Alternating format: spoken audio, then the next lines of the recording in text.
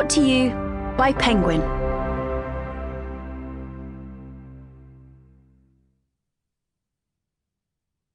The Position of Spoons by Deborah Levy. Read by Alex Dunmore. Bathed in an arc of French light. Colette. I fell in love with her before I read any of her books. To my teenage eyes, smeared in the black coal I believed made me look nihilistic and wasted. It was the era of punk, after all, and we were all in mourning for the future. Colette had a self-possessed kind of beauty that I felt she owned and hired to the photographer. Even better, as far as I was concerned, living as I did in the suburbs of London, where everyone looked the same and even called their dogs the same name. There were 3 dogs called Spot in my street alone. Colette was a writer who looked like a movie star. I looked nothing like her. Her dog was called Toby Chien. I don't know how I chanced upon this photograph. I do know it was a freezing December in 1973, and the central heating had broken down in our family house. The doorbell rang, and my mother shouted at me to let in the man who had arrived to fix the heating. He poked around in the cupboard where the boiler was and said, "I officially condemn this boiler. The law says you've got to buy a new one." Then he winked at me and switched it on. The pipes in the house started to whir and clank like an old tractor. When I at last returned to my bedroom, I had to fight my way through the black smoke coiling out of my radiator. Despite it being a very posed image, there was something about the way Colette had contrived its artifice that connected with me. She was a working writer who had a purpose in life. I could see immediately that she was enjoying the theatre of inventing herself to portray this purpose. This was of particular interest in that phase of my own life. I was born in South Africa and grew up in Britain. When I glimpsed this photo at 13 years old, I had lived in Britain for 4 years, not quite long enough to feel that I was English.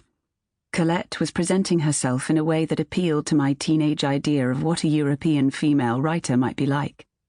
Glamorous, serious, intellectual, playful, with a mean, sleek cat sitting on her writing desk amongst the flowers, all of them bathed in a glowing arc of French light.